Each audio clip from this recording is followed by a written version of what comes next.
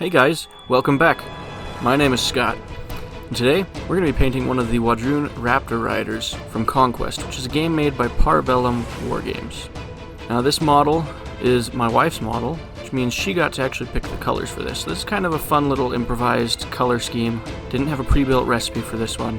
And as you can tell, this is a rank and file game, hence the square base plates. But it also has a skirmish version, hence the removable round base plate. So let's dive into how I painted this model.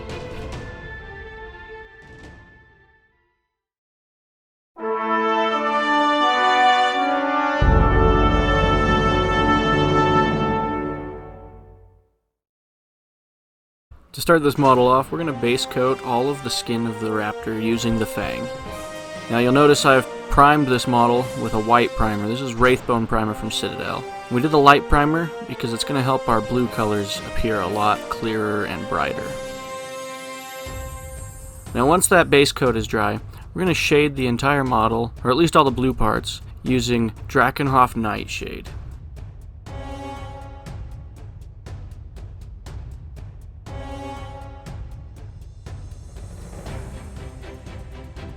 Now we're going to start using a mixture of 2 parts the Fang and 1 part Administratum Grey.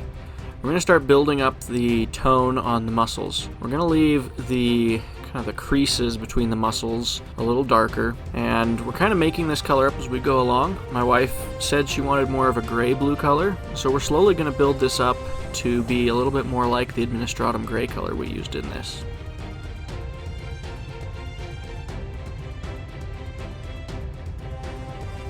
Now we're going to go through and do another mixture, this time 1 part the Fang and 1 part Administratum Grey. And this is going to start being a little bit more gray than blue.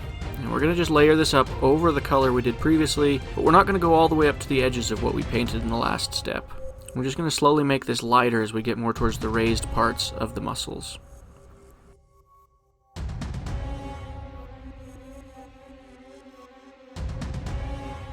Now our third mixture is going to be 1 part the Fang to 2 parts Administratum Grey. This is our second to last layer for this skin color. And we're not going to highlight the whole muscle this time, we're just picking out the most raised areas where the light catches.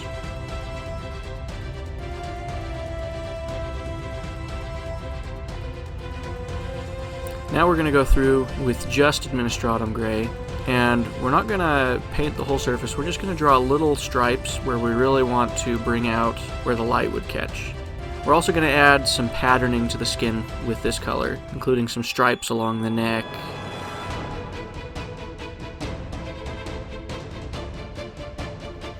With that done, we're going to start shading this using a watered down contrast Space Wolves Grey.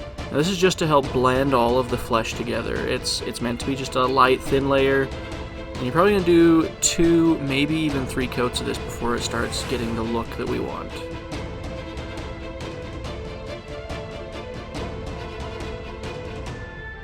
Now that we've finished our blue skin, we're going to start using Khome Red to paint all of the feathers.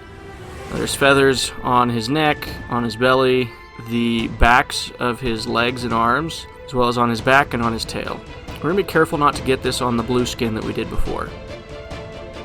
When we get down to the tail, it's okay to go use a bigger brush because there's not a whole lot of blue next to these feathers. Just be careful when you do the underside of the tail because the tail does touch the feathers.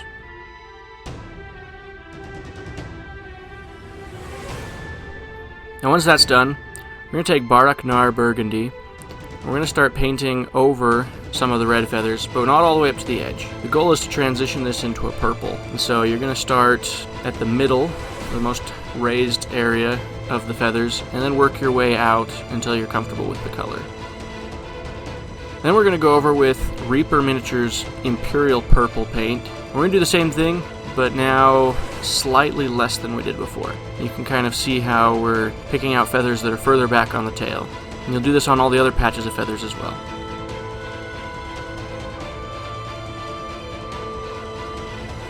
With that done, we're going to shade the whole tail and all the other feathers with Druchii Violet. Now something I learned the hard way, if you're at the bottom of your pot of Druchii Violet or any other shade, you get a gloss effect. So it's worth it to go open a new pot and pour the extra into the new pot and just mix it together so it's not glossy.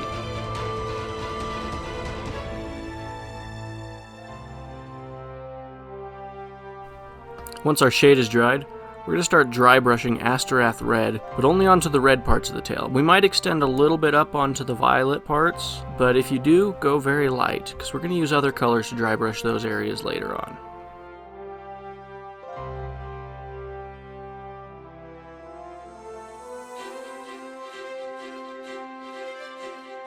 Now we're going to dry brush using Genestealer Purple.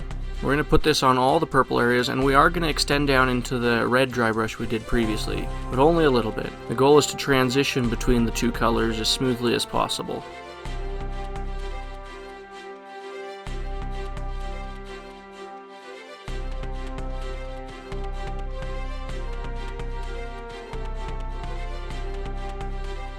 Now we're going to go through with Changeling Pink, and we're only going to get just the very tips of all the purple feathers with this.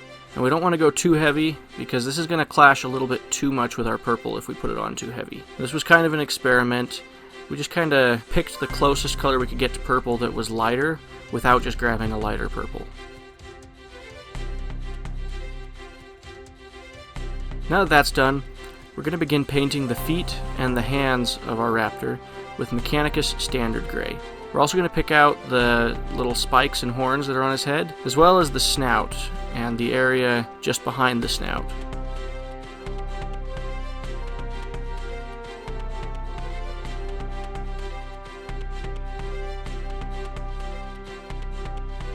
While the gray is drying, we're going to go ahead and take Genestealer Purple, and we're going to paint the inside of the mouth as well as the tongue. We'll probably take a couple coats here. Just be careful not to get this on the skin around the mouth. We're going to do this little flab of skin that goes between the two jaws as well.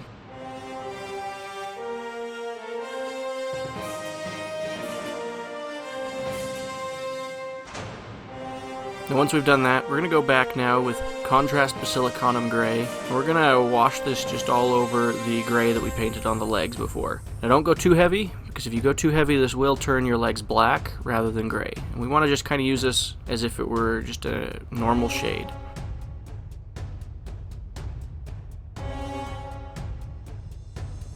With that all done, we're going to take Contrast Volupus Pink, we're going to water it down a little bit, and we're going to apply it all over the mouth. And this is going to give some pink and almost red tones to the mouth and make it look a little bit more organic. If you feel like being an overachiever, you can also take some blue shade and put it on the tongue to give the tongue a different color. With the mouth all done, we're going to take Dawnstone, and we're going to go back through and we're going to highlight each of the different wrinkles that are on the hand and feet of the raptor. And this is going to really turn the hands back to a gray color rather than the kind of black color we have now. It's also going to bring out all the details so that we can actually see that there are in fact wrinkles and texture to the skin in this area.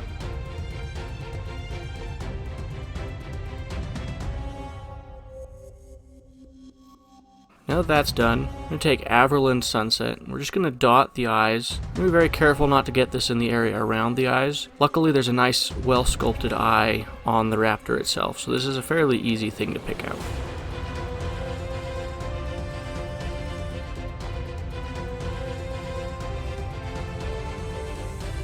Once both eyes have dried, we're going to take Abaddon Black. We're just going to do a little slit going vertically on the eye. I'm going to be very careful again not to overpaint this. And if you do overpaint it, it's fine. Just go back through and pick it out with the blue that's around the eye.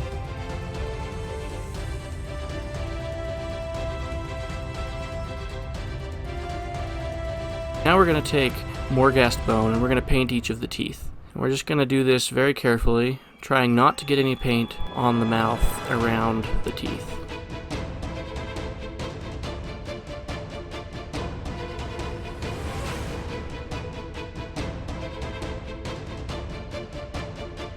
With that, we finished up the raptor. Now we're going to begin working on the rider.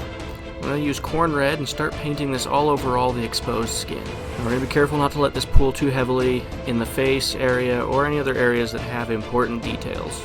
And this may take a couple coats to get the finish that you want.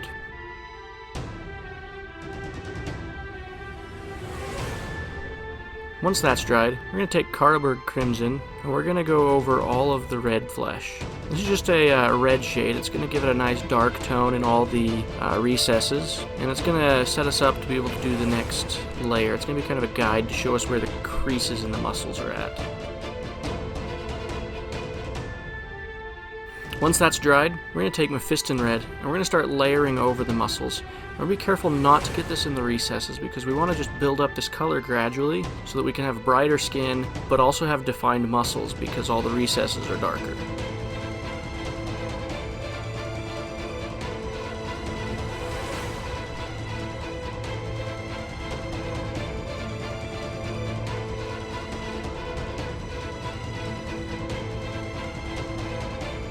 Once that color is dried, we're now going to take a brighter red. We're going to take Evil Sunz Scarlet, and we're going to layer this up over the red we just painted. But like before with the Raptor, we're not going to go all the way up to the edges of what we painted previously.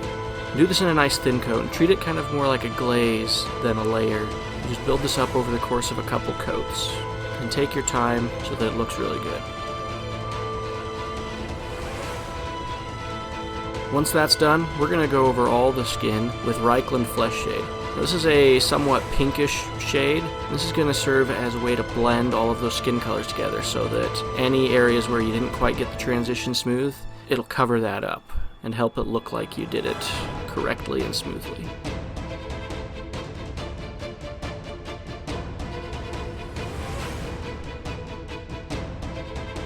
And once that's done, we're going to do the same thing we did with the Raptor eyes. We're going to take Averland Sunset. We're going to draw little lines on the face where the eyes should be. Now this model doesn't have super well defined eyes like you'd expect on a like a Warhammer model. So we're going to have to go back through with the red we used for the skin. And we're going to have to pick out the border around the eyes and kind of define where we want the eyes to be. Now we're going to take Abaddon Black. We're going to paint this all over the hair. We're also going to take this opportunity to put a little dot in the eyes just so that they aren't just yellow. Be careful when you get around the head where the hair touches the skin. Try not to get the black on the skin.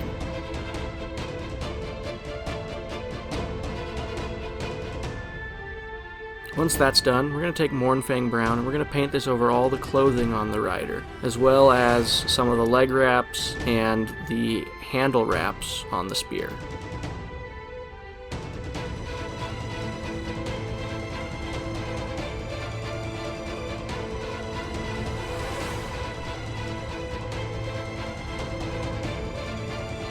Now we're going to take Rhinox Hide, and we're going to pick out just the shoulder pauldron that the rider is wearing, and we just want to do this in a darker leather color just so that it looks different and doesn't just blend in with the rest of the clothing.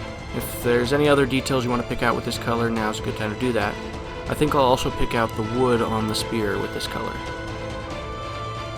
Once that's all dry, I'm going to take Dawnstone. I'm going to pick out any of the fur that's protruding from any of the spots on her armor or leg wraps. We're just doing this in gray because we didn't want to go super bright. There's already a lot of bright colors in this model. We wanted to put something just a little bit more dull so it'll contrast all the bright colors.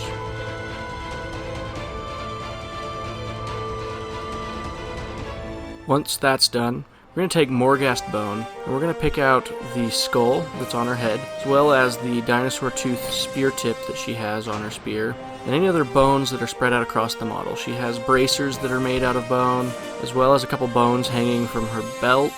So just keep your eyes open when you're painting your own model, and pick out all the bones. Once that's done, we're going to take Agrax Earthshade, and we're just going to apply this over all the bone and all the brown areas we previously painted. We're also going to paint this over the gray, just to give it kind of a brown tone, and it'll kind of tie all of the different clothing elements together, all of the little accessories on the rider.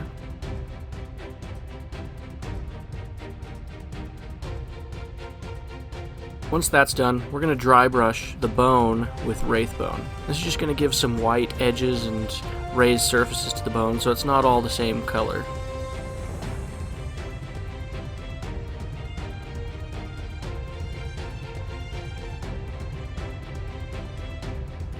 Our final step in this project will be to dry brush with Cadian Fleshtone over all the brown leather clothing, as well as the fur, any spots that we want to highlight the edges. We're doing this as a dry brush rather than edge highlight because we want it to be a little more chaotic. And there you have it, our Raptor is done. Thank you so much for watching my video today. If you've enjoyed this video, go ahead and like it, and then subscribe to my channel. Then leave me some comments about what you want to see in future videos. I'd love to hear your opinion, and we'll see what we can come up with in the future. Have a great day, and we'll see you next time.